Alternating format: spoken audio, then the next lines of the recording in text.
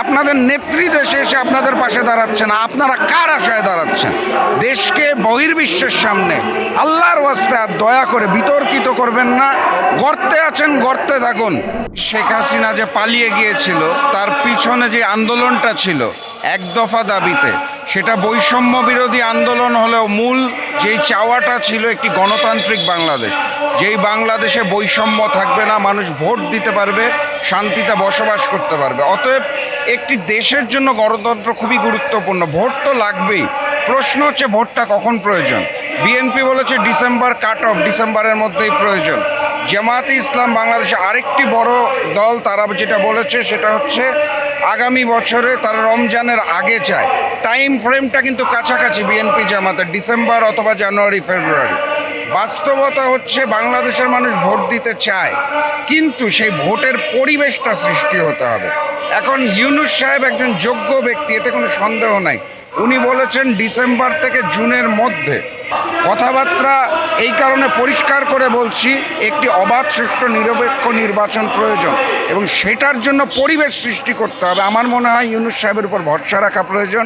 December থেকে জুনের মধ্যে উনি যেই সময় বলেছে সেই সময়ের মধ্যে আমরা ভোট দিতে চাই এবং শান্তিপূর্ণভাবে দিতে চাই। এটার জন্য যদি একটু অপেক্ষা করতে আমাদের করা উচিত বলে আমি ব্যক্তিগতভাবে মনে করি। না, দেখুন, রমজান মাস আমরা মাত্র পার করেছি, ঈদ উদযাপন করলাম। রমজান মাসে কিছু ভালো বিষয় আমরা দেখতে পেয়েছি, যে দ্রব্যমূল্যের ঊর্ধ্বগতি ছিল না, মানুষ শান্তিতে রমজান মাস পালন করেছে।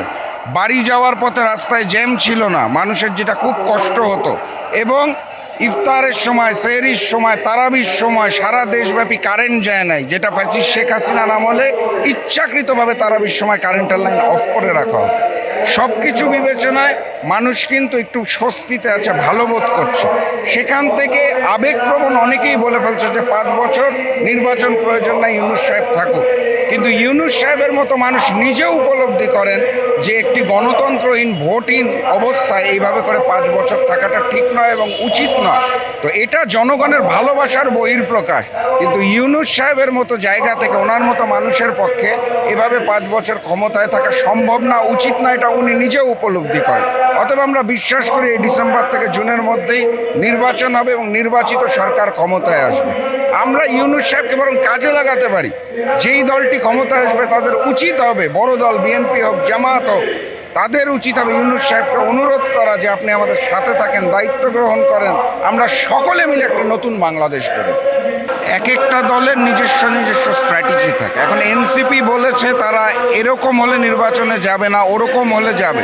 এটা তাদের ব্যক্তিগত মতবাদ। একটি নির্দিষ্ট দলের নির্দিষ্ট চাওয়া অনুযায়ী একটি দেশের নির্বাচন অনুষ্ঠিত হতে পারে বলে আমি মনে করি না। কিন্তু প্রশ্ন হচ্ছে যে জুলাই গণহত্যার বিচার, আমি শুধু জুলাই গণহত্যা বলবো না, আমি মনে করি জুলাই গণহত্যা, পিলখানা গণহত্যা, শাপলা গণহত্যা, লগিবইটা গণহত্যা, বিচারগুলো হওয়া প্রয়োজন। একটি পর্যায়ে যাওয়া উচিত নির্বাচন হওয়ার পূর্বেই, এটা আমারও মনের চাওয়া। এখন বিচার একটি লম্বা প্রক্রিয়া, সেই প্রক্রিয়াটার যে একটা দৃশ্যমান অবস্থানে আসতে হবে। আমরা সেই অবস্থানটা দেখতে চাই এই নির্বাচনের পূর্বেই, কারণ আমরা চাই না ভবিষ্যতে কোনো গণতান্ত্রিক রাজনৈতিক দল এসে বহির্বিশ্বের চাপে অথবা দেশের চাপে কোনোভাবে যাতে এই বিচার প্রক্রিয়াটাকে বিতর্কিত করতে না পারে। এখানে বিচারটা হওয়া প্রয়োজন, শুধু জুলাই না, সকল গণহত্যার বিচার হওয়া প্রয়োজন এবং সেটা আমাদের মনের চাওয়া, দেশের চাওয়া, জনগণের চাওয়া। না, দেখুন, আমি আমার দল জাতীয় গণতান্ত্রিক পার্টি জাগপার পক্ষ থেকে বারবার বলেছি এবং স্পষ্ট ভাষায় বলেছি যে সন্ত্রাস বিরোধী আইনে যদি কোনো রাজনৈতিক দলকে নিষিদ্ধ করতে হয় তাহলে সর্বপ্রথম আওয়ামী লীগকে নিষিদ্ধ করা প্রয়োজন। এবং আপনারা দেখবেন যে বাংলাদেশ ছাত্রলীগ অর্থাৎ আওয়ামী ছাত্রলীগকে এই সন্ত্রাস বিরোধী আইনে সরকার নিষিদ্ধ করেছে। এই ছাত্রলীগকে অস্ত্র দিয়েছিল কারা?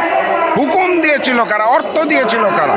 যদি সন্ত্রাস বিরোধী আইনে ছাত্রলীগ নিষিদ্ধ হয় তাহলে তাদের হুকুমদাতা, অর্থদাতা, পরামর্শদাতা আওয়ামী লীগকে আরও আগে নিষিদ্ধ করা উচিত।